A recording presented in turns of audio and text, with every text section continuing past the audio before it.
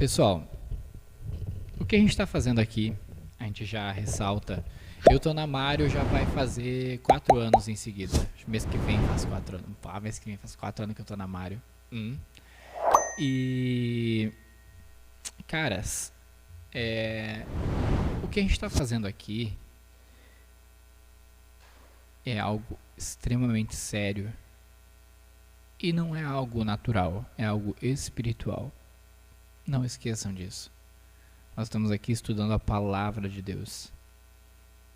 Não é qualquer documento.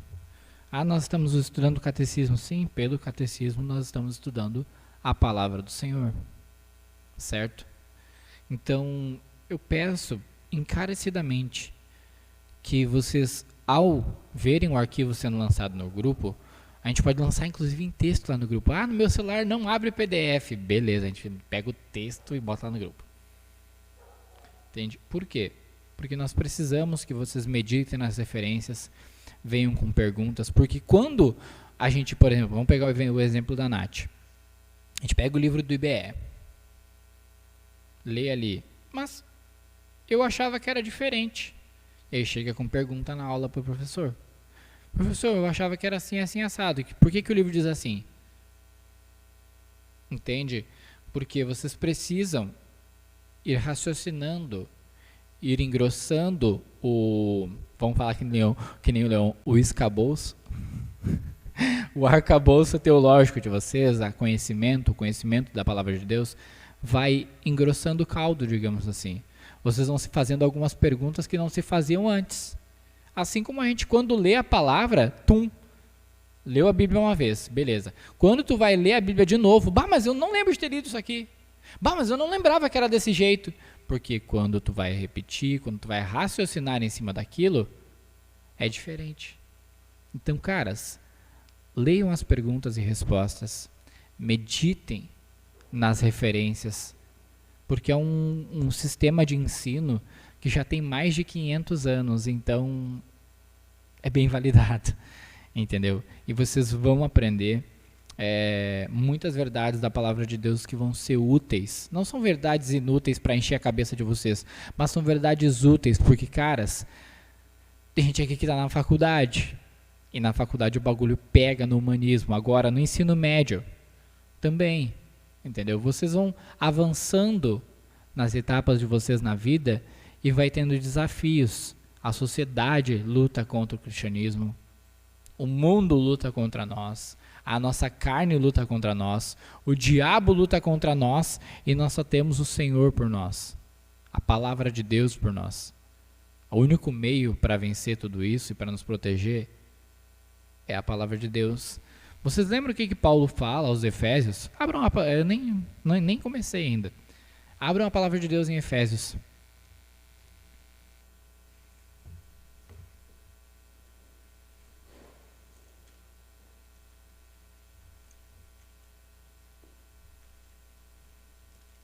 Efésios 6. Quando eu li Efésios 6. Efésios 6:10. Quanto ao mais, irmãos, sejam fortalecidos no Senhor e na força do seu poder. Vistam-se com toda a armadura de Deus para poderem ficar firmes contra as ciladas do diabo. Porque a nossa luta não é contra carne e sangue, mas contra principados e potestades, contra dominadores deste mundo tenebroso, contra as forças espirituais do mal nas regiões celestiais. Por isso, peguem toda a armadura de Deus para que vocês possam resistir o dia mal e, depois de terem vencido tudo, permanecerem inabaláveis. Qual é essa tal armadura, né? Portanto, fiquem firmes, cingindo-se com a verdade e vestindo a couraça da justiça, tendo os pés calçados na preparação do evangelho da paz, segurando sempre firme o escudo da fé, com o qual poderão apagar os dardos inflamados do maligno. Pode falar. Principados e potestades são seres espirituais. Principado e potestade são tipo...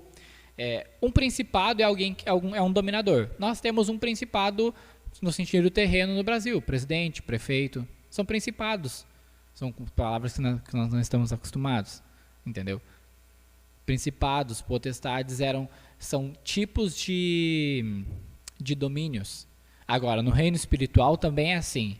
Tu acha que Satanás vai vir contra ti direto? Não, ele vai mandar um demoninho. Agora, contra o Paul Washer, tu acha que ele vai mandar um demoninho ou vai mandar o próprio Satanás? É diferente, digamos assim. Mas o que eu quero dizer para vocês é o seguinte, cara, quando vem uma acusaçãozinha do diabo na cabeça de vocês, um dardo inflamado do maligno, quando vem lá, tu não é filho de Deus, Deus não te ama, peca só um pouquinho, peca, não vai dar nada.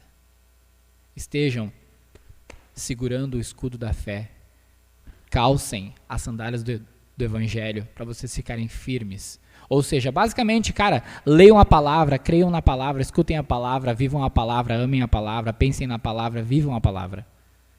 Porque é assim que vocês vão estar firmes contra o diabo, firmes lutando pela fé. Porque se vocês não têm a palavra de Deus no coração de vocês, na mente de vocês, na vida de vocês, qualquer soprinho do inimigo derruba vocês facinho. E essa experiência todos nós temos, não temos? Entendem? Então é isso, caras. Mas enfim, só para ficar gravado agora. Graças e paz a todos. Nós estamos então meditando no Catecismo de Heidelberg. Hoje é o dia do Senhor número 3. E a gente vai ver as perguntas 6, 7 e 8. Inclusive as respostas. E eu queria só relembrar com vocês a aula passada. Deixa eu só pegar aqui o dia do Senhor número 2. Quantos estavam aqui a aula passada? O que aconteceu a aula passada?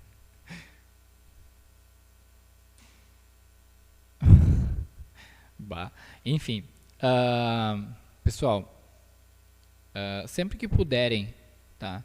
Aí eu vou pedir para vocês, sempre que puderem, quando vocês não vierem no catecismo, lancem ele no grupo. Pessoal, não vou poder ir hoje, por isso, por aquilo.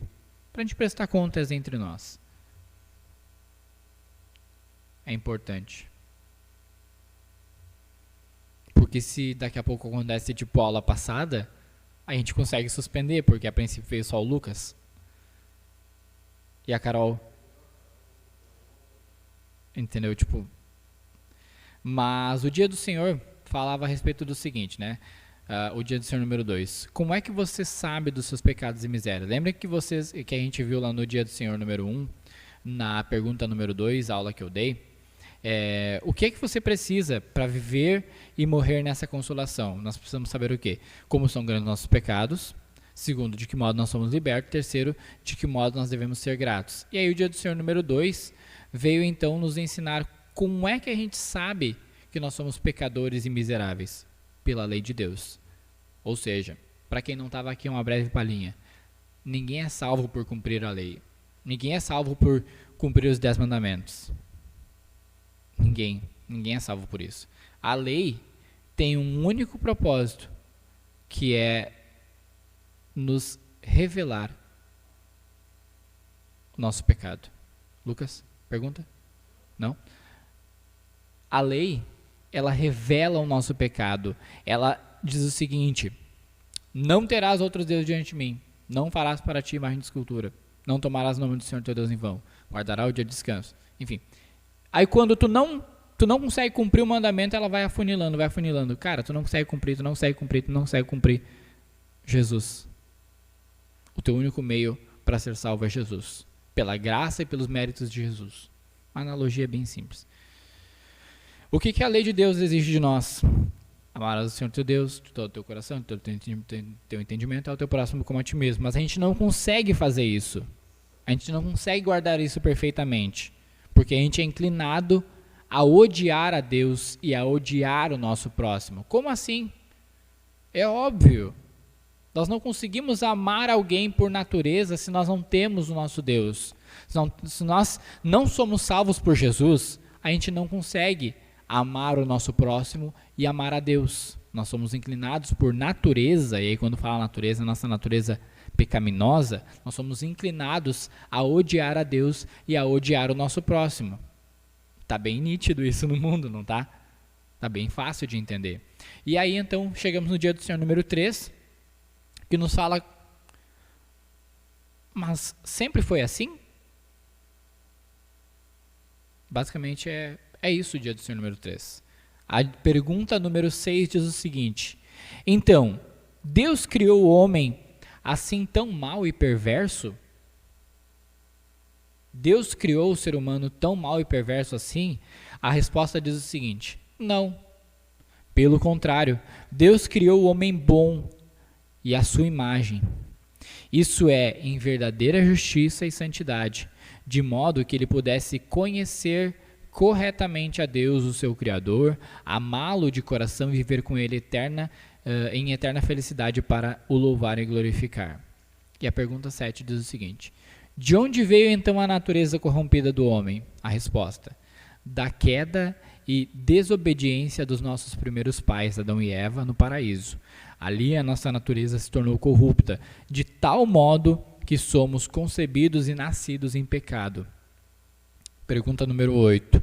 Mas somos tão corruptos que não somos capazes de fazer bem algum e somos inclinados a todo mal? A resposta é sim, a menos que sejamos gerados novamente pelo Espírito de Deus. Bom, vamos então considerar cada uma dessas perguntas e seus pormenores. Pergunta número 6. Então, Deus criou o homem assim, tão mau e perverso? A resposta é não. E a gente sabe disso pela própria palavra de Deus. Vamos ler Gênesis capítulo 1. Fiquem com a Bíblia aberta porque a gente vai ler bastante. Gênesis capítulo 1. Bem fácil de achar, né? Quando Deus... tem Bíblia ali na entrada. Sempre tem Bíblia ali na entrada. Se quiserem pegar, fiquem à vontade. Quando Deus está criando um mundo, ele vai criando os luminares, ou seja, o sol, a lua, as estrelas, e viu Deus que era bom. E viu Deus que era bom. Se faça a separação entre terra e água, e viu Deus que era bom. Então, o Senhor, ele está fazendo a sua criação. Ele está criando todo o firmamento, está criando a terra, o mar, as estrelas, o céu, as aves, os pássaros, as aves, os répteis, os animais em geral. Ele está fazendo a criação. E Deus, quando ele está criando, ele vai meditando em cima da criação e dizendo, viu Deus que era bom. Ele estava se deleitando naquilo que ele estava criando. E todas as vezes, vocês podem ver ali, por exemplo, no versículo... Cadê?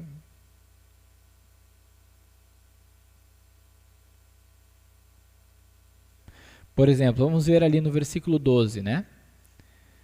E a terra produziu relva, ervas que davam semente segundo a sua espécie, e árvores que davam fruto cuja semente estava nele, conforme sua espécie. E Deus viu que isso era bom. Posteriormente,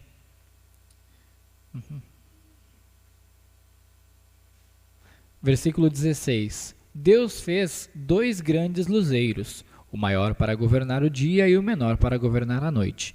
E fez também as estrelas, e os colocou no firmamento dos céus para iluminarem a terra, para governarem o dia e a noite, e fazerem separação entre luz e trevas. E Deus viu que isso era bom. E Deus vai criando e viu Deus que isso era bom. E viu Deus que isso se repete algumas vezes. Mas quando Deus cria o ser humano, versículo 27 diz o seguinte: assim Deus criou o ser humano à sua imagem, a imagem de Deus os criou, homem e mulher os criou. Deus os abençoou e disse: sejam fecundos, multipliquem-se, encham a terra, sujeitem-na, tenham domínio sobre os peixes do mar, sobre as aves do céu e sobre todo animal que rasteja pela terra. E Deus disse ainda: eis que tenho dado todas as ervas ervas que dão semente e se acham na superfície de toda a terra, e todas as árvores em que há fruto e que dê semente. E isso servirá de alimento para vocês e para todos os animais da terra e todas as aves dos céus e todos os animais que rastejam sobre a terra, em que há fôlego de vida, toda erva verde lhes servirá de alimento. E isso aconteceu. E viu Deus tudo o que havia feito, e eis que era muito bom. Então o Senhor nos criou naturalmente bons. O Senhor nos criou dotados de bondade, de verdade, de santidade, inclusive de livre-arbítrio. Ou seja, até o momento da queda, o homem ele era dotado de, basicamente, ele não tinha pecado. É muito simples, na verdade, né? O homem não tinha pecado. Ou seja, nós não fomos criados, por exemplo, para a morte. Nós não fomos criados para morrer. É por isso que todo mundo tem medo da morte, cara. Todos enfrentam a morte. E nós não fomos criados para morrer. O Senhor nos criou para amá-lo, viver com Ele eternamente. O Senhor nos criou para glorificá-lo, estar em felicidade eterna com Ele.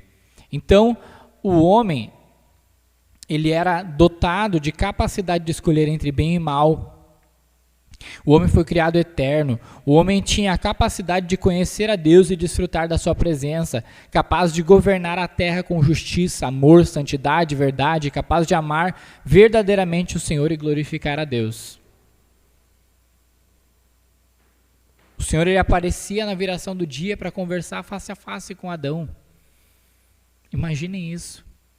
Não havia guerra entre os seres humanos, ou seja, Adão e Eva.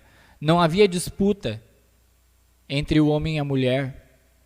Não havia, nesse momento, os animais se caçando uns aos outros para comer. Não havia matança geral dos animais por bobagem. O homem não sofria de doenças, não sofria enfermidades, não tinha dor. Era diferente. Nós somos criados bons.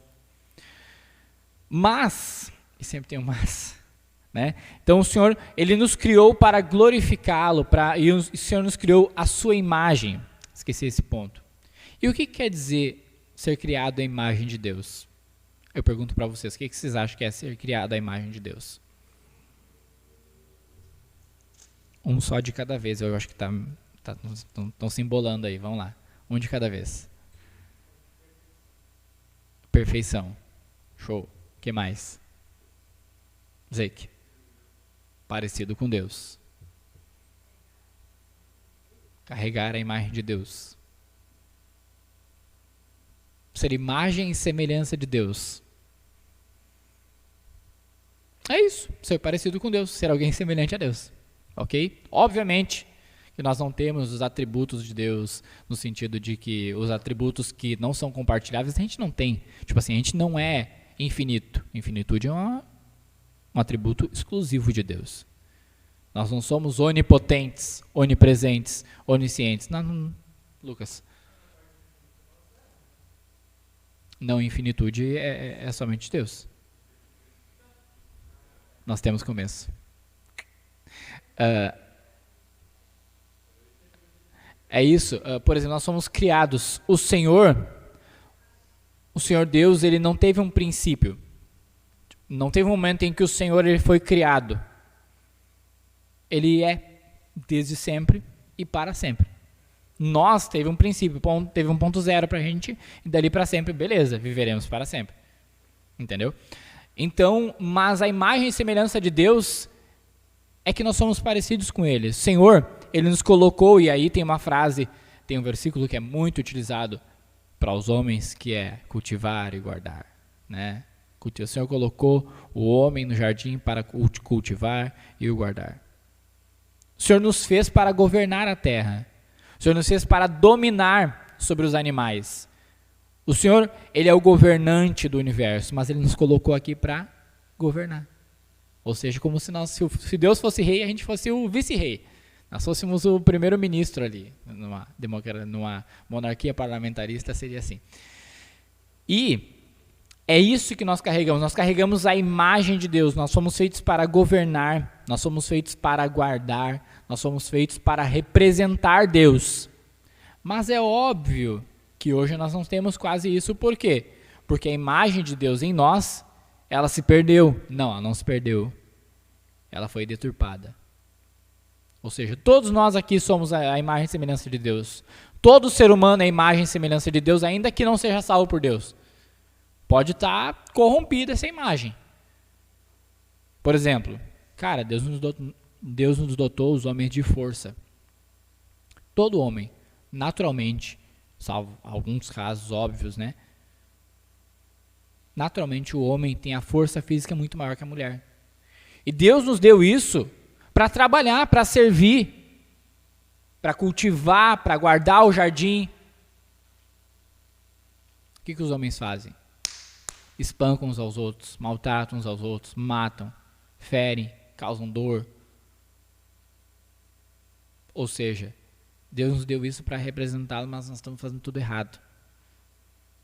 Isso é ser criado à imagem e semelhança de Deus.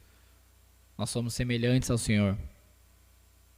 Óbvio que, aí eu quero ler com vocês o Salmo de número 8. O Salmo de número 8 expressa bem isso.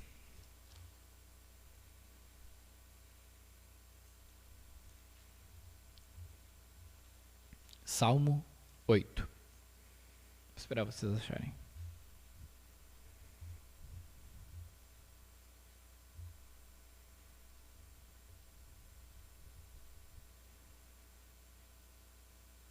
Amém? Acharam? Salmo 8. Ó Senhor, Senhor nosso, como é magnífico o teu nome em toda a terra, pois puseste nos céus a tua majestade. Da boca de pequeninos e crianças de peito suscitaste força por causa dos teus adversários para fazeres emudecer o inimigo e o vingador. Quando contemplo os teus céus, obra dos teus dedos, e a lua e as estrelas que estabeleceste, que é o homem para que deles te lembres? E o filho do homem para que o visites? Fizeste-o, no entanto, pouco menor do que Deus, e de glória e de honra o coroaste. Deste-lhe domínio sobre as obras da tua mão, e sobre os seus pés tudo lhe puseste, ovelhas, bois, todos e também os animais do campo, as aves do céu, os peixes do mar e tudo que percorre as veredas dos mares. O Senhor nos deu domínio sobre tudo isso, nos fez representante para que nós cuidássemos, governássemos, administrássemos a criação. Basicamente, o Senhor fez a criação para nós. O Senhor fez tudo o que Ele fez para que nós nos deleitássemos na criação dEle e glorificasse a Ele. Só que o que a gente faz? Ao invés de nos deleitar na criação e glorificar a Deus, a gente nos deleita na criação e vive para a criação, adorando a própria criação, a própria criatura. É o que Paulo fala, adoraram a criatura ao invés do Criador. Então, o Senhor criou o homem assim tão mau e perverso? Obviamente um grande não. Nós éramos bons. Mas aí vem o capítulo 3 de Gênesis. Então, até o capítulo 2 são coisas quase que imagináveis, porque a gente já nasceu num mundo corrompido pelo pecado, a gente já nasceu num mundo onde os relacionamentos estão corrompidos, mas isso é quase inimaginável. Pergunta 7. De onde veio então a natureza corrompida do homem? Resposta: da queda e desobediência dos nossos primeiros pais, Adão e Eva, no paraíso. Ali a nossa natureza se tornou corrupta, de tal modo que somos todos concebidos e nascidos em pecado. Vejam o relato de Gênesis. É incrível. Onde o ser humano vive na presença de Deus, sem pecado, desfrutando das delícias da terra, governando a terra com justiça, equidade, santidade, vivendo a vida comum com a sua esposa, cultivando a terra. Cara, era fantástico, era fenomenal. Só que tudo muda em Gênesis capítulo 3. Vamos para lá. Gênesis 3.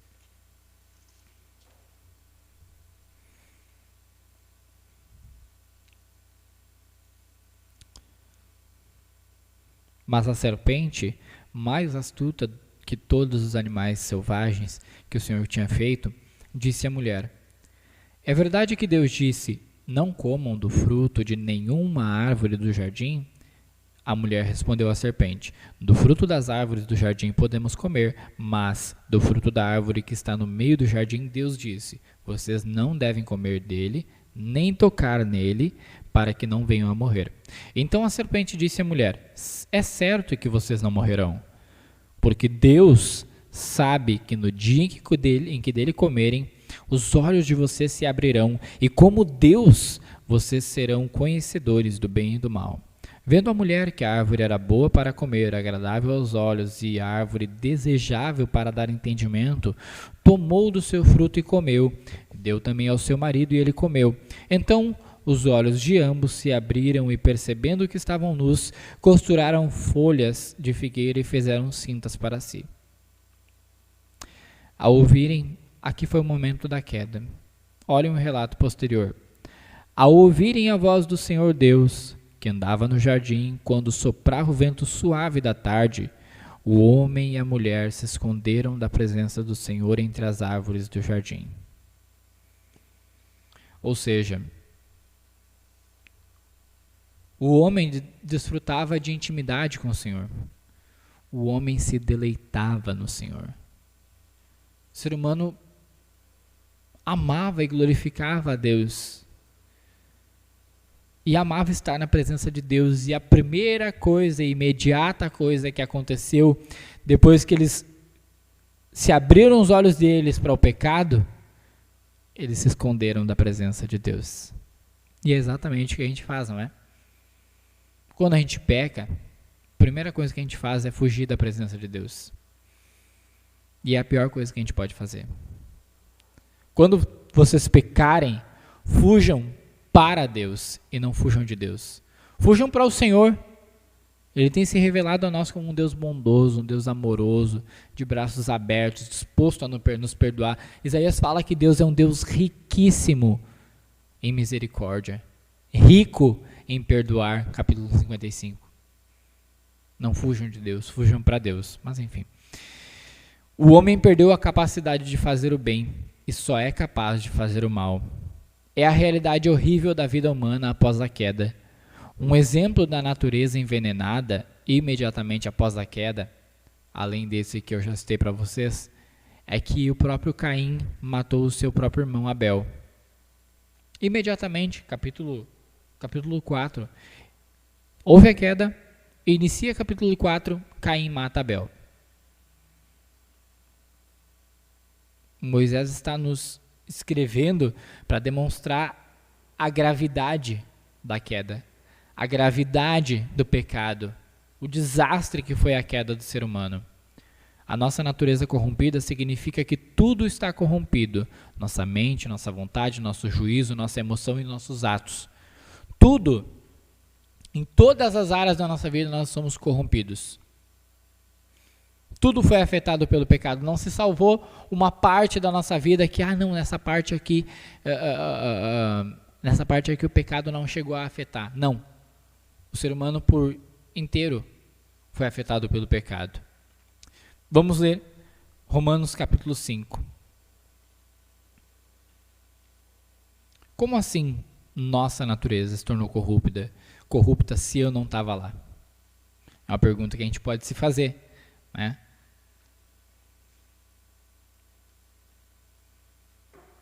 Romanos capítulo 5.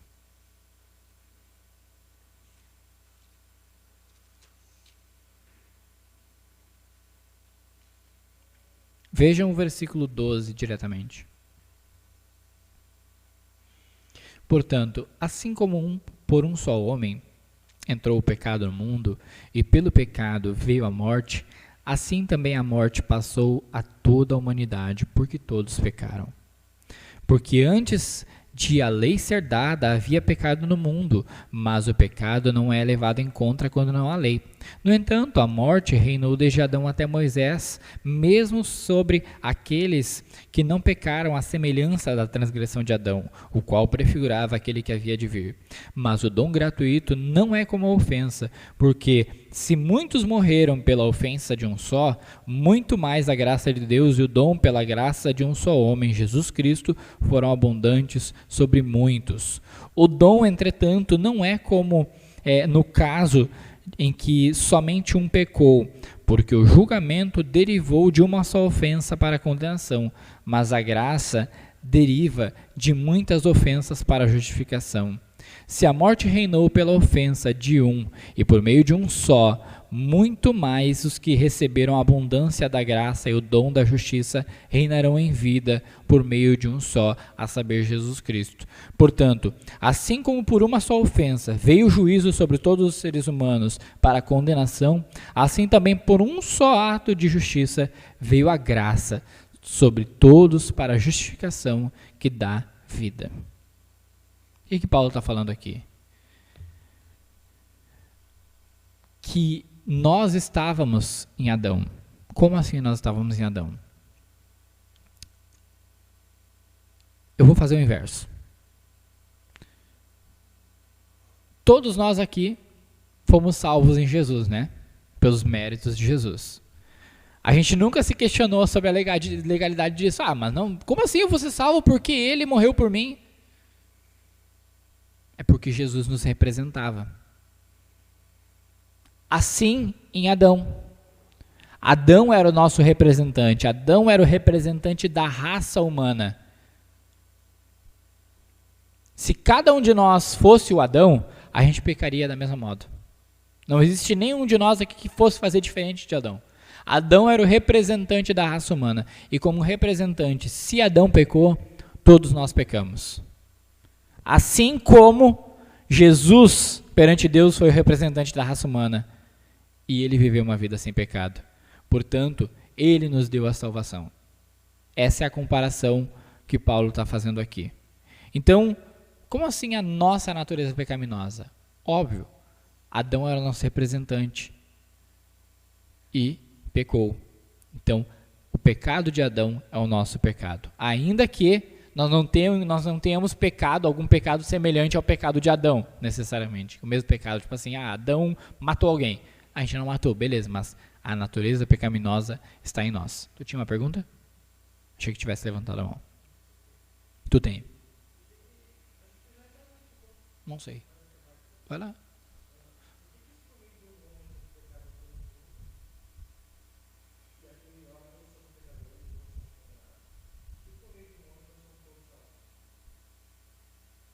É uma ótima pergunta. Bom, não tem uma explicação fácil, tá? Por que Jesus, ao morrer, não salvou todos os seres humanos? Isso seria tipo um universalismo. Tipo assim, Jesus morreu, logo ele salvou a todos. A gente não sabe. Deus não revelou isso. Deus não revelou. É misterioso. Por que nem todos se salvam? Não sei. É uma resposta simples. Entendeu? Por que Jesus... Por que o sacrifício de Jesus é eficaz na vida de uns e não eficaz na vida de outros? A gente escutou aqui na terça-feira o pastor falando que o evangelho que Paulo pregava era cheiro de vida para os que estavam sendo salvos e cheiro de morte para os não salvos. A própria palavra é a mesma palavra que salva os eleitos para a salvação e condena aqueles que são réprobos. Nós não sabemos. Nós não sabemos. O Senhor não revelou isso na sua palavra e talvez na eternidade Ele nos revele. Mas nós não sabemos. A atitude diante disso que nós devemos fazer é, primeiro, de humildade, não tentar conjecturar o que não é possível, e de rendição e louvor ao Senhor, porque Ele nos escolheu. Nós estávamos a passos largos, caminhando para o inferno, mas o Senhor, Ele resolveu nos salvar, nos dar vida, Por quê? Não sei, eu era o pior dos pecadores, eu era terrível. Eu estava em guerra contra Deus, mas Ele me amou. Como é que eu vou explicar isso? Eu não sei. É graça dele. Paulo, escrevendo aos Efésios, olhem comigo Efésios capítulo 2, capítulo 1. Paulo escrevendo aos Efésios, ele está louvando o Senhor pela graça dele, e ele diz o seguinte, Paulo aos Efésios capítulo 1, versículo 3. Ele diz o seguinte: bendito seja o Deus e Pai de nosso Senhor Jesus Cristo, que nos abençoou com todas as bênçãos espirituais nas regiões celestiais em Cristo. Antes da fundação do mundo, Deus nos escolheu nele para sermos santos e irrepreensíveis diante dele, em amor. Irrepreensíveis diante dele. Em amor nos predestinou para ele, para sermos adotados como seus filhos, por meio de Jesus Cristo, segundo o propósito da sua vontade. Vejam que Paulo não se atém aqui a tentar dar uma explicação, porque Deus, ele tinha contado lá 144 mil, e era esses 144 mil que ele queria salvar, então os outros ele não pôde. Não, pelo propósito da sua vontade. É o que Paulo nos informa. E aí o Hernandes tem uma frase que eu acho fantástica, que é: onde a Bíblia não tem voz, eu não tenho ouvido. Onde a Bíblia não fala nada, eu não ouço nada que vier. Então, é o máximo que nós podemos chegar nesse sentido. Mas a tua pergunta é muito boa e pertinente, né? Voltando.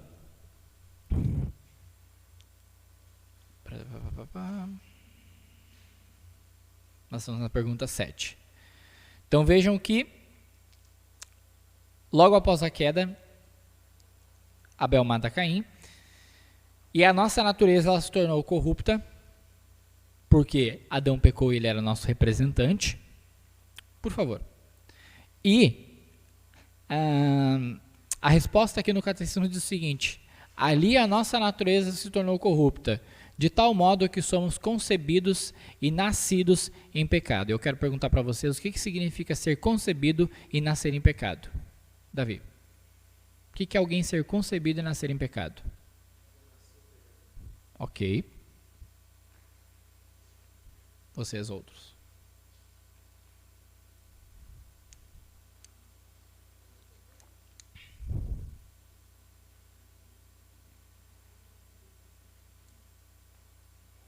Onde é que está escrito que nós, em pecado eu nasci e em pecado me concebeu minha mãe? Salmos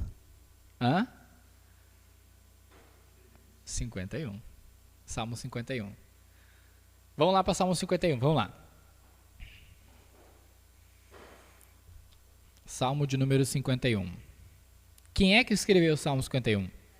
Davi. Em que contexto, em que situação ele concebeu? Quando ele caiu em pecado com Batseba, beleza.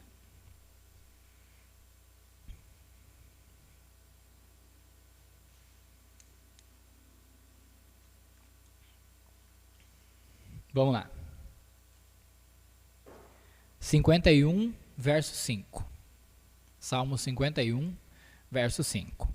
Diz o seguinte: eu nasci na iniquidade, e em pecado me concebeu minha mãe.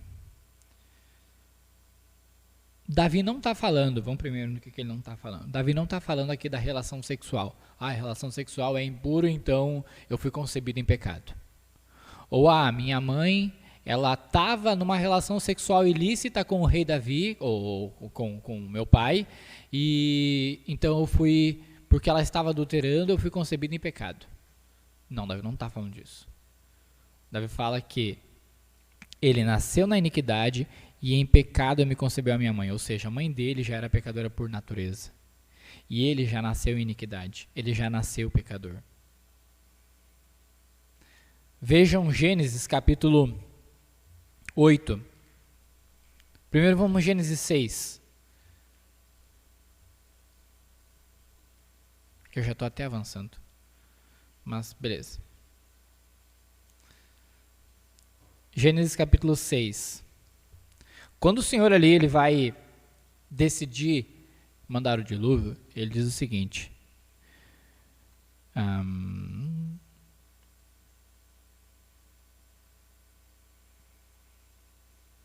Gênesis 6:5. O Senhor viu que a maldade das pessoas havia se multiplicado na terra e que todo o seu desígnio, em algumas traduções, todo o seu pensamento era mau. O Senhor viu que todo o seu desígnio do coração delas era mau continuamente. E no capítulo 8, versículo 21, Deus diz o seguinte: e o Senhor aspirou aroma agradável e disse consigo mesmo. Moisés, depois do dilúvio, Moisés faz ali um altar e sacrifica ao Senhor, e o Senhor gosta do sacrifício de Moisés. Ele diz o seguinte: nunca mais vou amaldiçoar a terra por causa das pessoas, porque é mau o seu desígnio íntimo do ser humano desde a sua mocidade. Pode. Noé, perdão. Moisés, perdão. Desculpa, é Noé. É tipo assim, quantos animais Moisés botou na arca? Nenhum, porque não foi Moisés, foi Noé. A gente sempre confunde. Obrigado, Jojo. Então, o Senhor se agrada do sacrifício de Noé. Ele diz que ele nunca mais vai destruir o homem dessa forma. E aí, apesar de o seu pensamento, a sua intenção, a sua vontade ser mal, desde a sua tenra idade, algumas traduções, ou desde a sua meninice, em outras traduções. Ou seja, desde que a gente é criancinha. A Celina é cheia de pecado, cara. Tem que ver. Ninguém ensina pra ela que ela deve se jogar pra trás e fazer birra, mas ela já sabe. Ela não viu nenhuma criança na igreja fazer isso. Mas ela já sabe. Ela se joga no chão pra fazer birra. É desde o nascimento, é desde a concepção. É algo que a gente não consegue ver, mas está lá dentro. Então, a gente nasce em pecado. E a pergunta 8 diz o seguinte: mas somos tão corruptos que não somos capazes de fazer nenhum bem e somos inclinados a todo o mal? A resposta é um grandíssimo sim. Vírgula, a menos que sejamos gerados novamente ou regenerados pelo Espírito de Deus. Tem uma questão aí. O catecismo não está sendo muito radical aqui, dizendo que a gente não consegue fazer nenhuma coisa boa?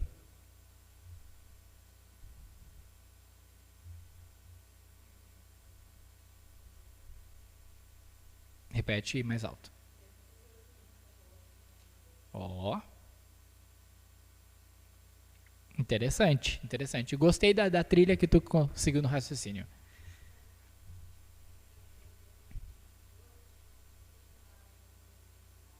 Não entendi.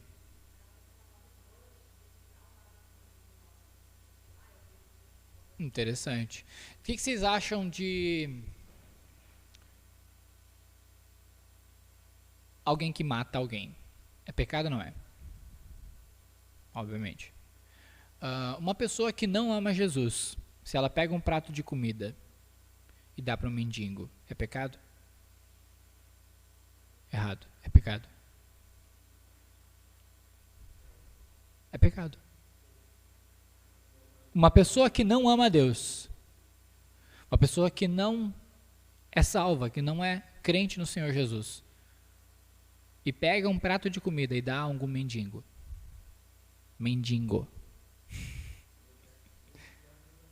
Mesmo se tiver comida no prato. E que a comida seja boa. Pode ser um sushi.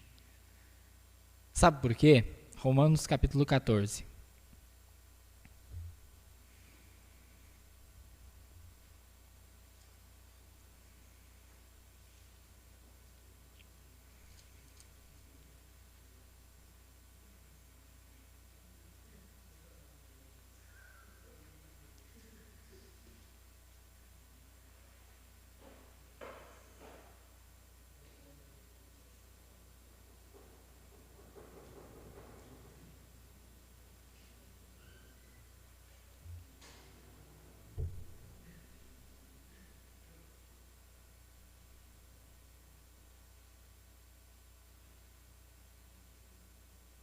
14 e 23. Lê para mim aí 14 e 23 de Romanos.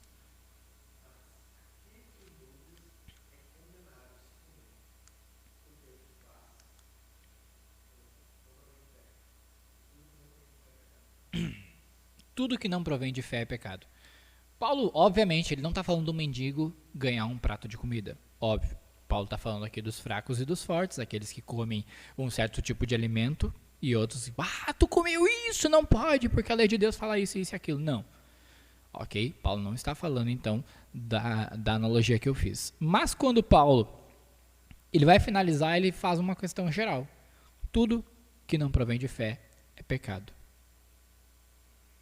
Ou seja, a pessoa que não ama o Senhor, ela pode até dar um prato de comida para um mendigo, pode fazer uma boa obra, pode fazer isso, aquilo outro, mas ela não está fazendo aquilo ali como um ato de fé.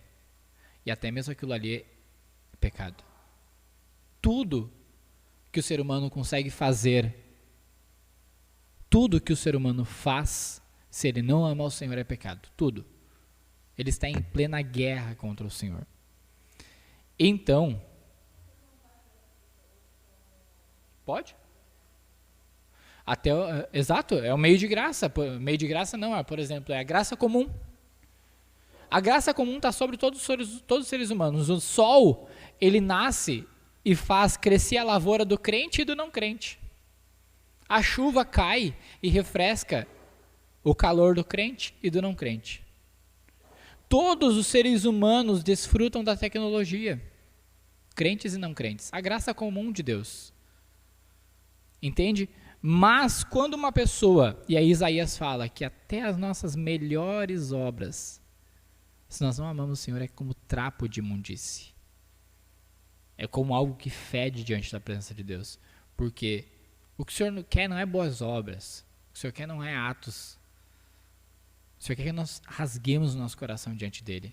Que nós nos convertamos a Ele. Se nós não somos convertidos a Deus, tudo que nós sabemos fazer é pecado. Porque o nosso coração ele não está. Se nós não somos salvos pelo Senhor, nosso próprio coração ele não está no Senhor.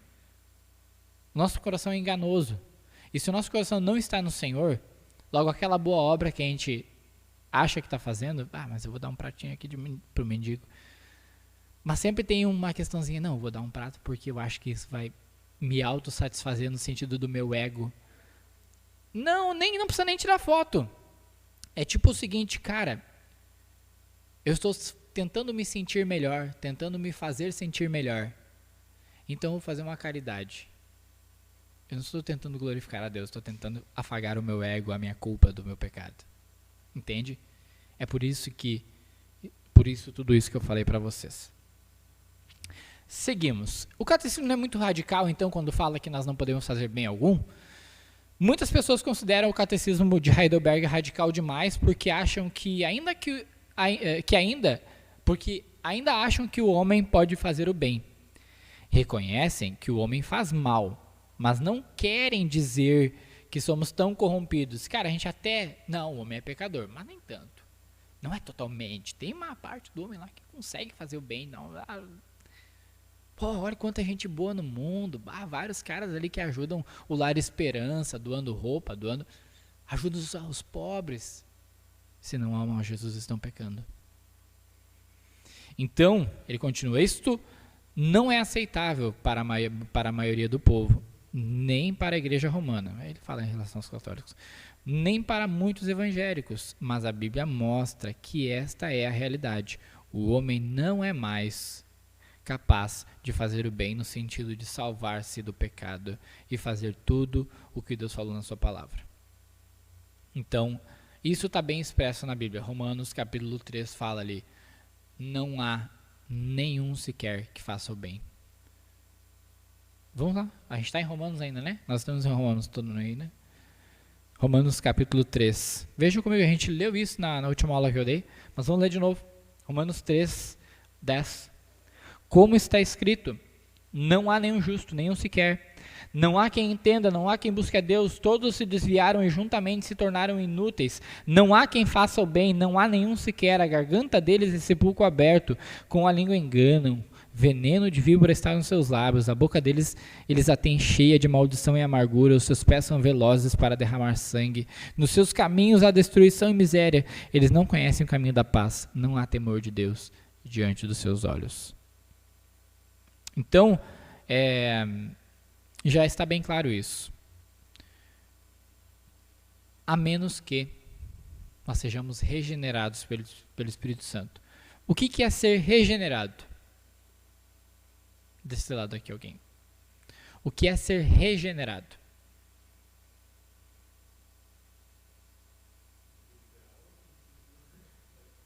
O sentido da vida cristã, o sentido literal, qualquer um. Ok. Gerado de novo. É isso mesmo. Nós nascemos, certo? Nós fomos gerados, certo? Nascemos. Só que nascemos errado. A gente não nasceu certo. A gente nasceu com pecado. E para que isso se molde corretamente, nós precisamos nascer de novo. Nós precisamos ser renascidos, regenerados pela palavra de Deus. É o que Jesus fala para Nicodemos. Nicodemos lá vai lá na calada da noite. Ei, Jesus, sei que tu é mestre vindo de Deus, papapá. E Jesus, pô, Nicodemos, tu precisa nascer de novo. Quem não nascer de novo, não pode ver o reino de Deus. E quem não nascer da água e do Espírito, não pode entrar no reino de Deus. E Nicodemos, como assim, Senhor? Nascer de novo? Como é que pode um cara pegar e entrar na barriga da sua mãe de novo e nascer de novo? Nicodemos estava ali, sentido literal. Jesus falou, meu, cara, tu é mestre em Israel e tu não compreende as coisas simples. Então nós precisamos nascer de novo, ser regenerados. E isso é um milagre que só a palavra, o Espírito de Deus, só o próprio Deus pode fazer. Acho muito fera o que o Leão fala, que alguns acham que criar um mundo do nada é um grande feito. O maior feito do que criar um mundo do nada é mudar, ou seja, tornar bom aquilo que por natureza é mal. Ou seja, regenerar uma pessoa é um milagre muito maior do que a criação inteira. Isso é fenomenal. Um textinho para vocês. O que é nascer de novo? De que maneira nascemos de novo? O nosso nascimento é o começo da nossa vida, mas nascemos com natureza pecaminosa. Por isso, é preciso que Deus faça de novo um começo em nossa vida, o novo nascimento. Se não nascemos de novo, não podemos ser filhos de Deus. Diz que João, capítulo 1, versículo 12, diz que o Filho de Deus é aquele que nasce de Deus. Vamos lá, João 1, 12. O Evangelho de João é fantástico. João 1, 12. João 1, 12.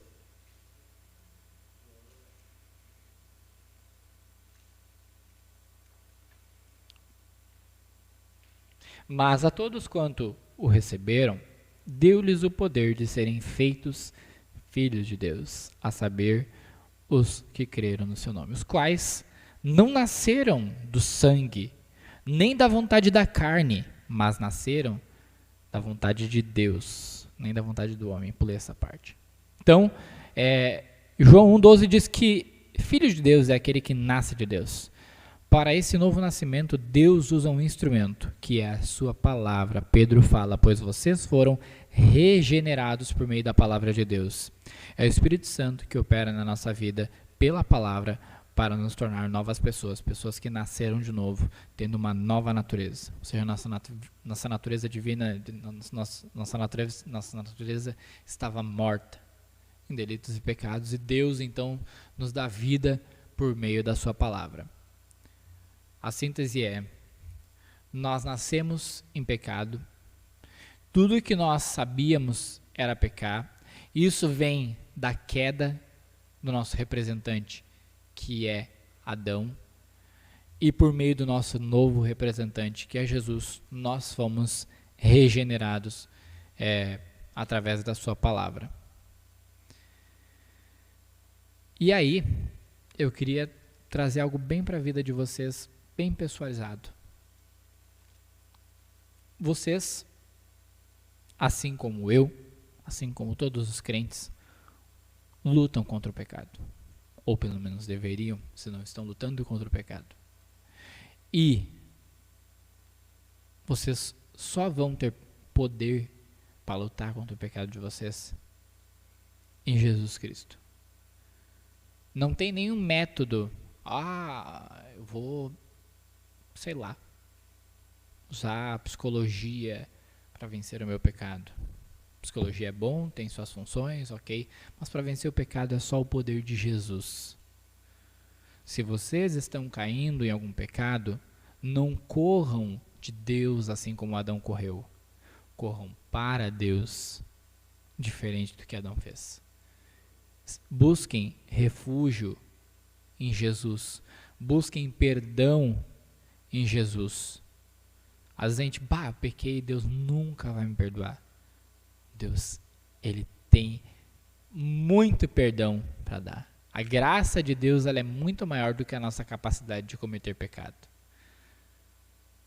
Deus, Ele tem muito mais poder para nos perdoar do que nós temos capacidade de pecar. Só a palavra de Deus, o Espírito Santo, pode nos dar verdadeira vida, verdadeira felicidade. Eu sei que no momento de adolescência, muitas vezes, a gente se sente sozinho, a gente não se sente completo. É um momento difícil às vezes. Só que muitas vezes isso não é questão só emocional. Às vezes a gente só se sente incompleto porque a gente está incompleto mesmo. Porque a gente ainda não conheceu Jesus. O Mark Driscoll, ele relata um testemunho de uma moça no livro Quem Você Pensa Que É. É um livro muito bom. Um dia a gente vai trabalhar ele. E ele fala o seguinte, que essa moça, ela estava há 4 anos frequentando a igreja, fazendo a classe de novos membros, vindo no catecismo, aprendendo a palavra de Deus. E ela vivia a vida de crente como ninguém. Ela sabia a resposta para tudo. Se perguntava para ela quem é o Salvador, ela dizia que era Jesus. E se perguntasse alguma pergunta teológica, ela sabia dizer certinho a resposta. Se perguntasse, confessa a tua fé aí, ela ia dizer, eu sou um pecador, Jesus me salvou, Mas ela vinha, ao mesmo tempo, praticando uma seita de bruxaria chamada Wicca. Porque ela não cria naquilo que ela estava, ela só sabia dizer, ela sabia dar o amém certinho na hora da palavra, quando o pastor falava, mas fala, amém, entendeu? Tudo é viver a vida de crente, tipo assim, tô aqui, mas meu coraçãozinho não tá aqui. Eu sei interpretar muito bem como é que um crente faz, eu sei dar o glória a Deus, eu sei chamar de manto, já dizer aí vaso, como é que tá tudo na paz do Senhor, meu irmão, tudo bem? Eu sei viver a vida externa de crente bem certinho, mas o meu coração não conhece Jesus. Não se enganem, não tentem se enganar.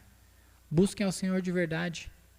Se vocês, e façam isso, se vocês nunca tiveram uma experiência com o Senhor, do Senhor respondendo uma oração de vocês, se ajoelhem, orem, busquem ao Senhor e peçam experiências com Jesus. Peçam experiências espirituais, orem com o Senhor, busquem a Ele, e busquem do Senhor que Ele complete, que Ele preencha a vida de vocês.